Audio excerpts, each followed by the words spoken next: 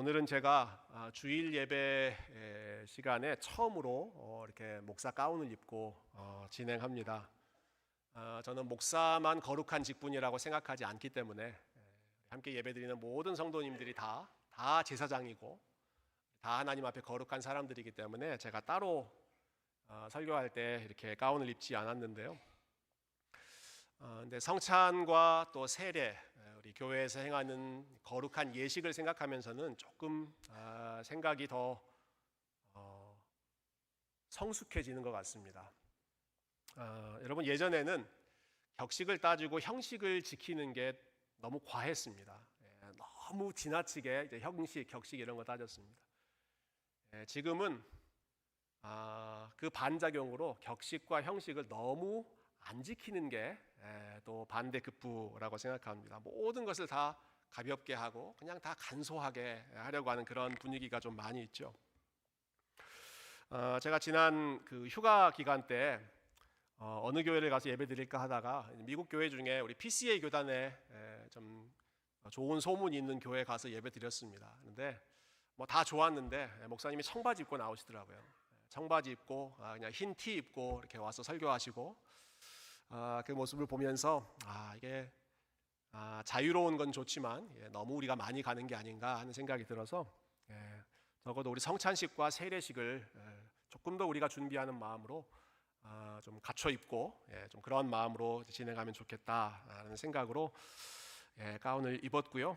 오늘 여러분도 같은 마음으로 우리에게 준비된 이 성찬 예식을 더 사모하는 마음으로 조금 더 무거운 마음으로 엄숙한 마음이 아니라 더 소중한 마음으로 오늘 예식에 함께 참여하셨으면 좋겠습니다. 제가 예전에 한번 소개했던 책인데요. 미국에서 참 많은 분들이 관심을 가지고 읽었던 책입니다. 영어로는 Anxious Generation이라고 번역된 책입니다. 사진 한번 보여주시겠어요?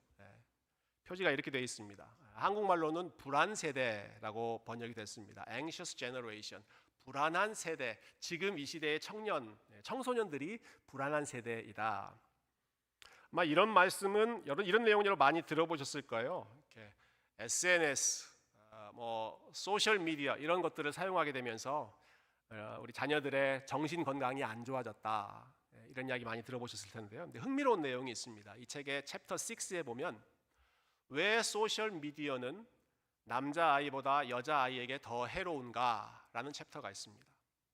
소셜 미디어는 왜 남자아이보다 여자아이에게 더 해로운가? 특별히 딸을 키우고 계시는 분들은 더 집중해서 한번 들어보시면 좋겠어요.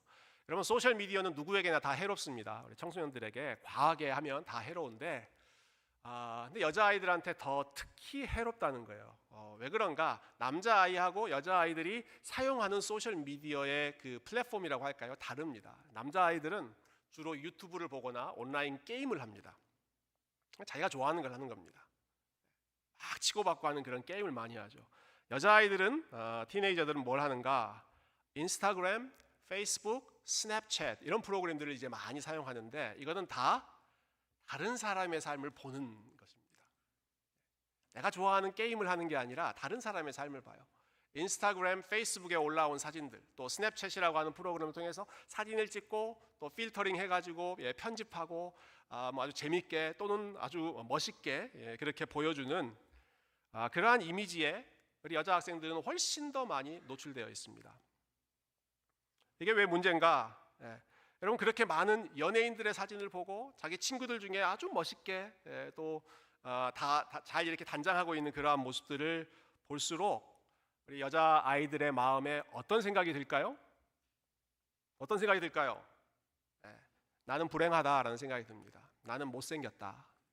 연예인들 그 멋있는 모습들을 보면 나는 못생겼다. 그리고 나는 불행하다. 물론 남자아이들도 소셜 미디어의 부작용이 있지만 부작용이라고 하면 좀 폭력적이고 거칠어지는 정도겠죠. 여자아이들이 받는 이 소셜 프레셔와 특별히 관계 속에서 받는 이 비교 의식은 우리 참 행복하게 자라야 할 우리 딸들의 마음을 너무너무 불행하게 만든다라는 것입니다.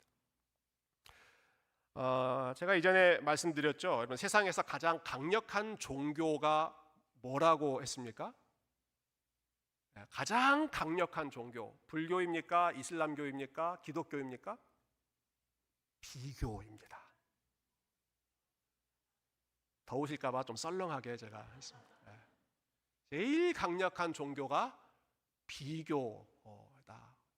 여러분, 어느 누구도 이 비교의 문제에서 자유롭지 않죠. 그런데 특히 취약한 학생들이, 티네이저 여학생들, 끊임없이 SNS에 노출되어 있고 끊임없이 자기하고 비교하면서 나는 왜 이렇게 못났나 이렇게 생각한다는 것이죠. 근데 이 문제는 최근에 스마트폰과 소셜미디어 때문에 생긴 게 아닙니다. 여러분, 오늘 본문에 기록된 이야기를 보십시오. 오래전 SNS 없었을 때이죠. 여인들 사이의 비교와 경쟁이 얼마나 치열하고 또 살벌한지 모릅니다. 야곱의 아내가 된 두 자매가 있었죠. 레아와 라헬. 우리가 지난 시간에 야곱의 결혼 이야기를 살펴봤습니다. 야곱이 동생을 사랑했습니다. 동생 라헬을 사랑했지만 외삼촌에게 속아서 언니인 레아와 결혼을 당하게 됩니다. 그러나 그 후에 계속해서 이제 두 아내와 살게 되는 그런 상황인데요. 그렇지만 야곱의 마음은 한결같이 한 사람에게만 향했습니다. 누구를 바라봤을까요? 라헬만 바라보고 살았습니다. 야곱은 라헬만 사랑하며 살았습니다. 근데 신기하죠? 이상하게도 야곱이 사랑하는 라헬에게는 자녀가 안 생기는데 야곱이 별로 사랑하지도 않고 관심도 갖지 않는 레아에게는 계속해서 자녀가 생깁니다.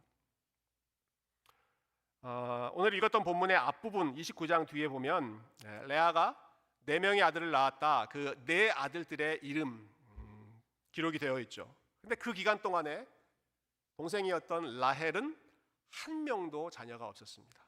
이것이 라헬에게 무척이나 큰 스트레스였고 아픔이었습니다. 그래서 라헬이 심지어 이렇게 말합니다. 30장 1절. 여러분, 라헬에게 감정이입을 하셔서 우리 30장 1절을 한번 읽어볼까요? 시작.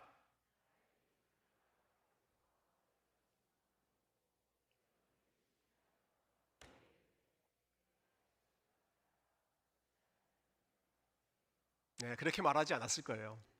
여러분, 너무 부드럽고 경건하게 말씀하셨습니다. 네, 언니를 시기했다. 그의 언니를 시기했다라고 합니다. 그의 언니를 시기해서 야곱에게 이르되 자식을 낳게 하라 명령합니다. 명령. 야곱이 할 수 있는 일입니까? 자식을 낳게 하라. 그렇지 아니하면 어떻게 하겠다? 확 죽어버리겠다. 내가 죽겠노라. 살 의미가 없다는 것입니다.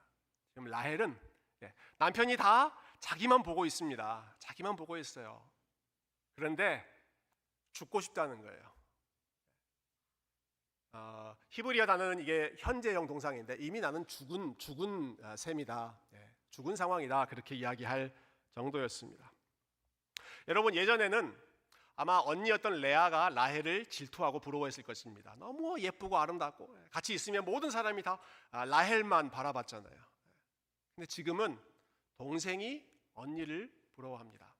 시기합니다. 그 이유가 무엇입니까? 자기에게는 없는 것을 언니가 가지고 있다라는 것입니다. 자기는 아이가 없는데 언니는 4명이나 있다. 그 비교 의식 때문에 라헬이, 그 아름답고 아리따운 라헬이 나는 죽고 싶다. 난 차라리 죽겠다라고 비장하게 이야기할 정도로 그 마음이 완전히 무너져 있습니다. 그래서 라헬이 남편에게, 야곱에게 이렇게 제안하죠. 3절 말씀 보시면 내 여종 빌하에게로 들어가라. 이 라헬에게 시녀가 있었습니다. 빌하라고 하는 여인이 있었는데 그 여인 빌하에게로 들어가라. 그가 아들을 낳아 내 무릎에 두리니 그러면 나도 그로 말미암아 자식을 얻겠노라. 아무리 봐도 자기는 안 될 것 같아요. 그래서 차선책으로 이 라헬이 제시한 방법은 자기 밑에 있는 그 시녀를 남편인 야곱에게 줍니다. 주면서 데리고 같이 사십시오. 그리고 둘 사이에서 태어난 아들이 있으면 내 종이니까 내 아들로 칩시다.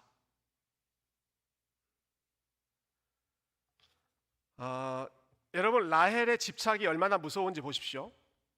자기에게 없는 것, 언니에게 있는 것, 언니를 시기하고 언니를 이겨보겠다고 자기 남편에게 다른 여자를 소개시켜 줍니다. 여기 여러분 여기 많은 우리 자매님들 계시는데요. 여러분 남편에게 다른 여자를 소개시켜 주면서 다른 여자와 잠자리를 하라고 이렇게 부추기는 것입니다. 남편과의 사랑, 남편과의 지켜야 할 순결 이런 거는 전혀 없고 오로지 자식을 갖겠다라고 하는 집념밖에 없죠. 또 희한하게도 이 여종 빌하라고 하는 여인은 야곱에게서 아들을 또 쉽게 2명이나 낳습니다. 저는 이 상황이 물론 라헬이 계획했던 상황이긴 하지만 오히려 라헬의 마음을 더 비참하게 만들지 않았을까 하는 생각이 들었습니다. 주변에 보면 다 잘 낳습니다. 언니는 4명이나 낳고 자기 여종도 만나자마자 2명이나 낳고, 근데 왜 이렇게 쉽게 되는 일들이 나한테는 안 되는가? 라헬에게 그런 마음이 있지 않았겠어요? 왜 남들은 다 잘 되는데 나한테는 이렇게도 안 생기는가? 그러나 그러한 비참함을, 그러한 억울함을 애써 억누르면서 라헬이 마지막에 아주 단호하게 외칩니다. 8절 말씀, 오늘 우리 마지막 본문입니다. 8절 말씀 제가 읽어볼게요. 라헬이 이르되 내가 언니와 크게 경쟁하여 이겼다 하고 그의 이름을 납달리라 하였더라. 자기 시녀를 통해서 낳게 된 둘째 아들이 있습니다. 둘째 아들. 그 아들이 태어나자 라헬이 뭐라고 외칩니까? 내가 누구를 이겼다라고 합니까? 내가 언니와 경쟁하여 이겼다. 여러분, 라헬의 모든 관심이 어디 있나요? 라헬의 모든 관심은 언니입니다. 내가 언니랑 이겨야겠다. 언니와 경쟁해서 이겨야겠다 합니다. 남편의 사랑을 받는 것 혹은 내가 좋은 엄마가 되고 싶다, 그런 열망이 아닙니다. 나에게 없는 것을 가지고 있는 언니를 내가 기어이 이겨야겠다. 여러분, 라헬이 내가 이겼다라고 자랑스럽게 외치지만 그래도 참 씁쓸한 일입니다. 여러분, 누가 이겼을까요?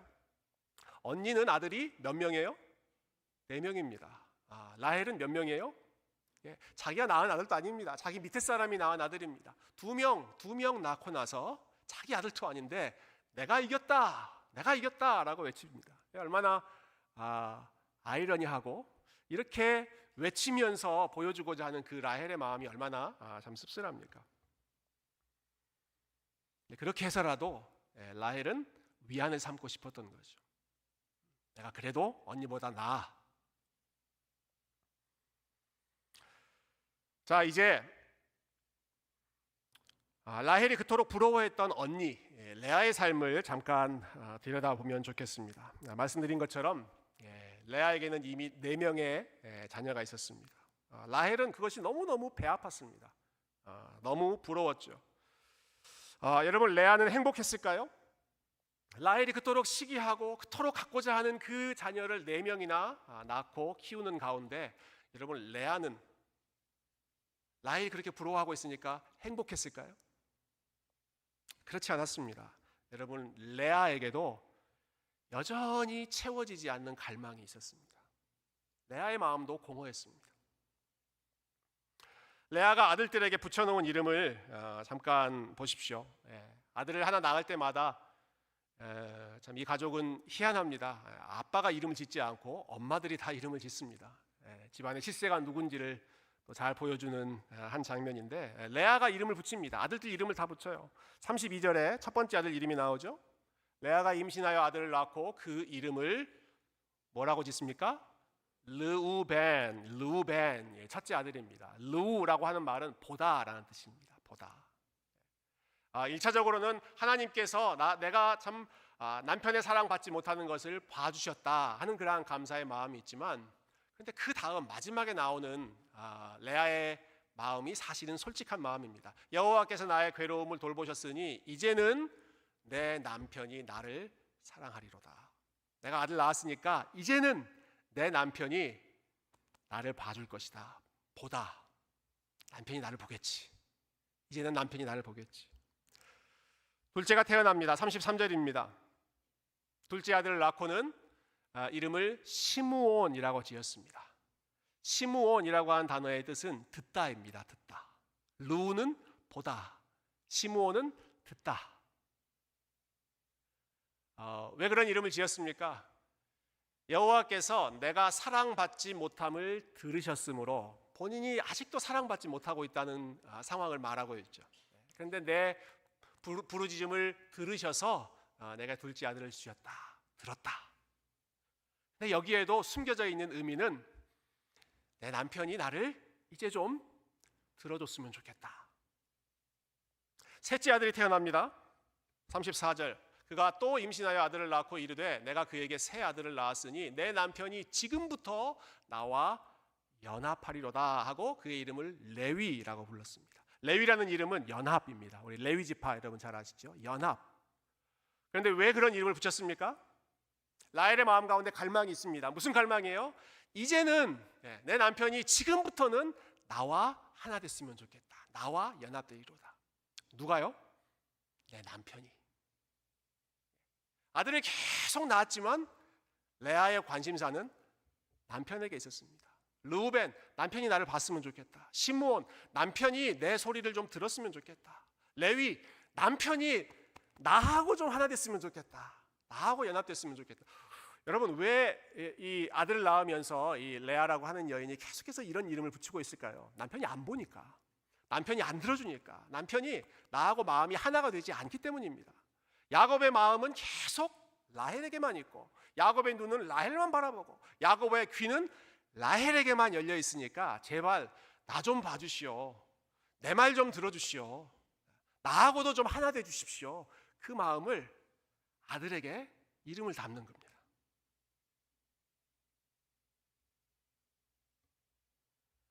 여러분, 이 레아의 마음이 어떻게 느껴지세요? 너무 참 애절하고 너무 공허하지 않습니까?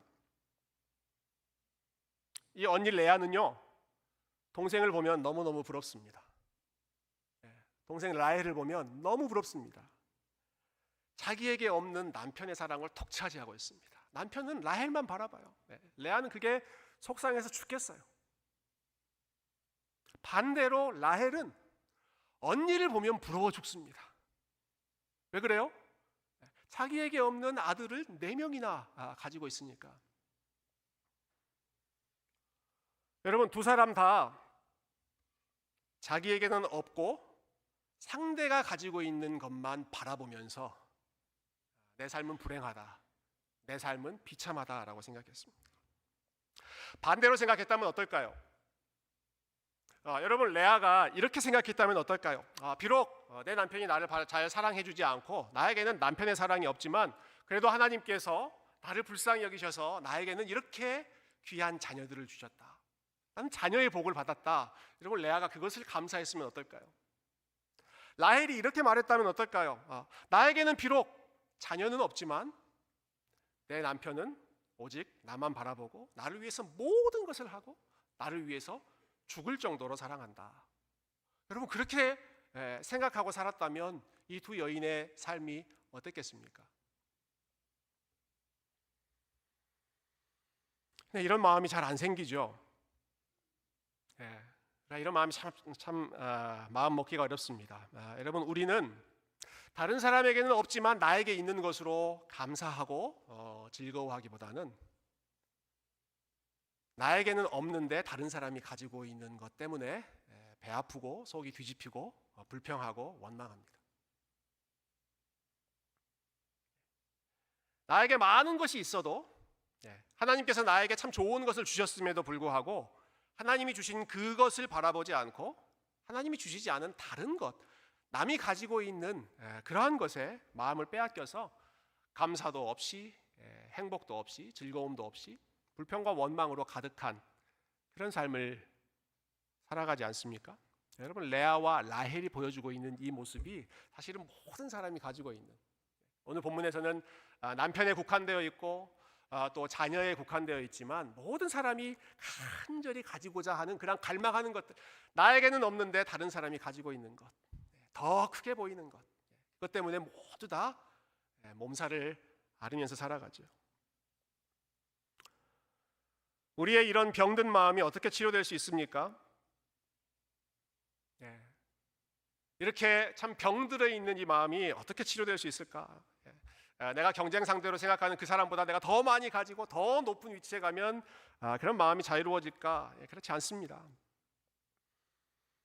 여러분, 이 상황에서, 이 복잡한 상황에서 이 레아라고 하는 여인이 어떻게 이 문제에서 자유하게 되는지, 이 질병에서, 이 병든 마음에서 어떻게 치료가 되는지를 마지막 35절 말씀 통해서 같이 확인했으면 좋겠습니다. 29장 35절 다 같이 한번 읽어보겠습니다. 시작. 그가 또 임신하여 아들을 낳고 이르되 내가 이제는 여호와를 찬송하리로다 하고 이로 말미암아 그가 그의 이름을 유다라 하였고 그의 출산이 멈추었더라. 레아는 새 아들을 낳고도 여전히 부족했습니다. 여전히 남편의 사랑만 갈망하고 있었습니다. 여전히 만족하지 못했죠. 이제는 나를 봐주겠지. 이제는 나와 하나 되겠지. 그런데 네 번째 아들을 낳고 나서 레아의 고백이 180도로 달라집니다. 더 이상 남편 이야기하지 않습니다. 이제는 남편이 no more. 이제는 남편이 그런 말이 나오지 않습니다. 유다라는 이 이름은 찬송이라는 뜻이죠. 찬송. 그 이름을 지으면서 레아가 이렇게 고백하죠. 내가 이제는 여호와를 찬송하리로다. 내가 이제는 여호와를 찬송하리로다. 그 전까지는 아들을 낳으면서도 계속해서 아들도 기쁨이 되지 못하고 계속해서 이제 남편이 그렇게 말했다면 여러분, 레아가 마지막 순간에는 아마 하나님께서 주신 은혜가 있었던 것 같아요. 하나님이 주시는 영적인 깨달음이 있었던 것 같아요. 이제는 내 남편이 나를 봐주고 내 남편이 나와 하나 되는 것, 거기에 내 생명 걸지 않고 이제는 내가 하나님을 찬양하겠습니다. 이제는 내가 하나님을 바라보겠습니다. 시므온, 이제는 하나님이 내 소리 들어주신 것 감사하는 마음으로 살겠습니다. 레위, 이제는 하나님이 나와 하나이신 것, 하나님이 나와 연합하신 것, 그것으로 내가 유다, 당신의 이름을 찬양하며 살겠습니다. 여러분, 그때야 비로소 레아가 가지고 있었던 모든 아픔과 병들었던 마음들이 눈 녹듯 사라지는 순간이었습니다. 남편에 대한 원망도, 동생에 대한 미움도 다 사라지는 때가 언제였는가? 레아가 하나님을 바라보고 하나님을 찬양하고 내가 하나님의 이름을 높이겠다라고 결단했을 때, 바라보는 대상, 갈망의 대상이 달라졌죠. 이제는 여호와를 찬송하리로다. 다른 것이 나의 찬송의 대상이 되지 않습니다. 하나님만 나의 유일한 찬송의 대상이십니다.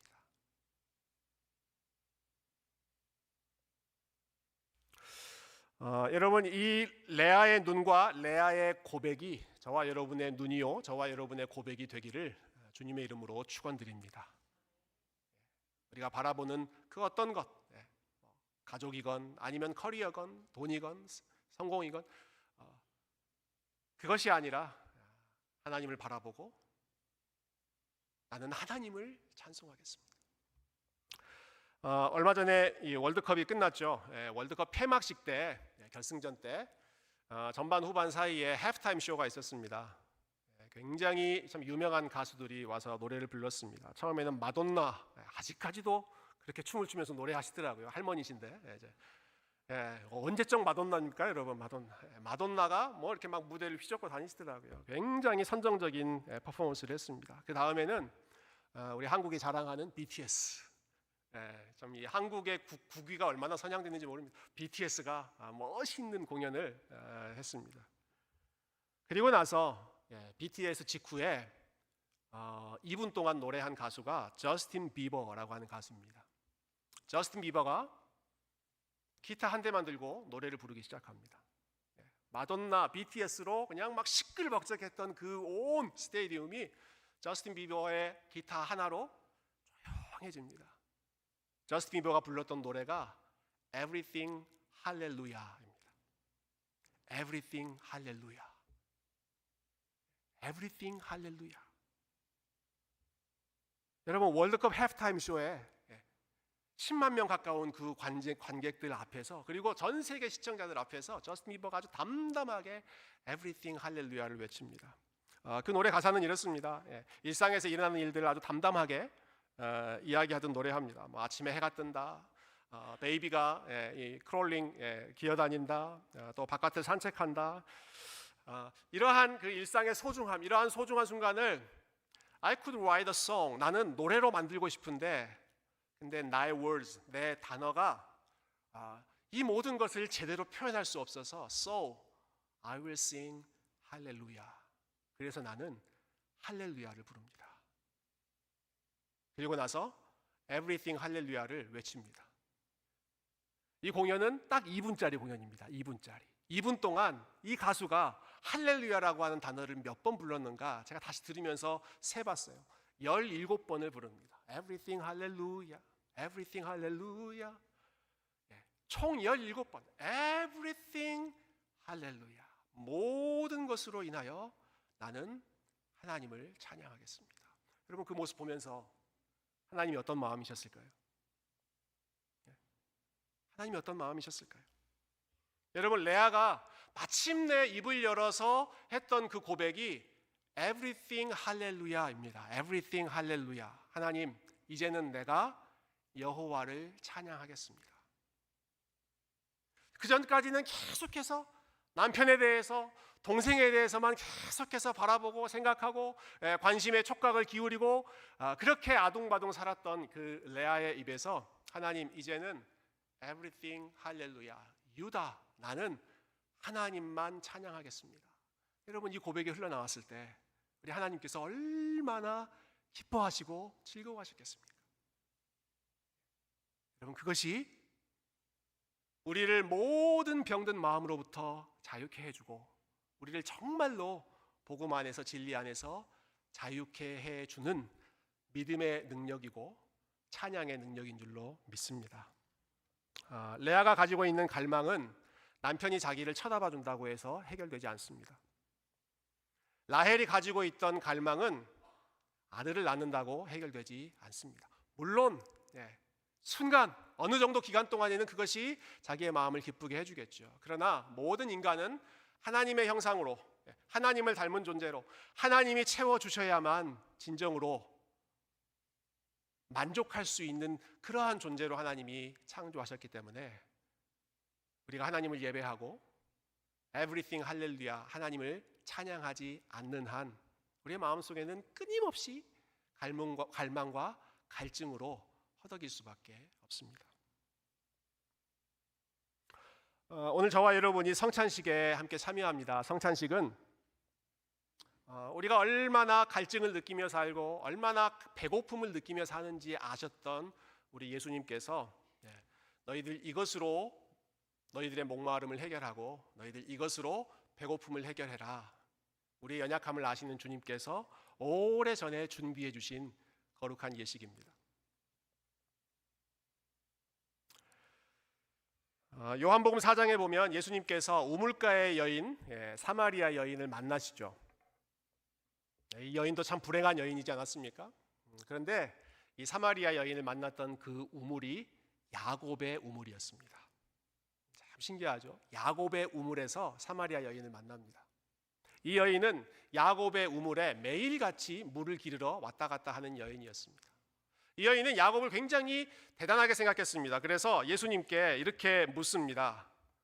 우리 조상 야곱이 이 우물물을 우리에게 남겨주셨는데 당신은 Are you greater than Jacob? 당신은 야곱보다 더 큽니까? 당신은 야곱보다 더 뛰어난 사람입니까? 예수님에게 야곱이랑 비교해서 질문을 하죠. 그 질문을 하는 여인에게 예수님께서 이렇게 대답하십니다. 이 물을 마시는 자마다 다시 목마르려니와 내가 주는 물을 마시는 자는 영원히 목마르지 아니하리니 내가 주는 물은 그 속에서 영생하도록 솟아나는 샘물이 되리라. 여러분, 야곱의 우물을 퍼갔던 그 여인이나 야곱 주변에 함께 살았던 레아나 라헬, 여러분 야곱 주변에 있던 여인들은 모두 다 해결되지 않는 갈증 속에 살았습니다. 계속 뭔가를 더 구하고 또 목마르게 살았습니다. 여러분, 그러나 야곱보다 훨씬 더 위대하시고 야곱하고는 비교할 수 없을 정도로 좋으신 신부이시고, 그리고 우리의 진정한 아버지이신 우리 하나님 예수 그리스도 성령님께서는 저와 여러분이 여전히 우리 마음속에 채워지지 않은 그 영적인 갈망을 오직 하나님만이 채워주실 수 있는 그 은혜의 양식으로, 하늘의 양식으로 가득 채워주셔서 오늘 이 성찬 예식을 통해 우리 예수님으로 힘을 얻고, 그리고 예수님으로 우리의 목마름을 해결하는 진정한 갈망을 예수 그리스도 안에서 해결받는 우리 귀한 성도님들 다 되시기를 주님의 이름으로 축원드립니다.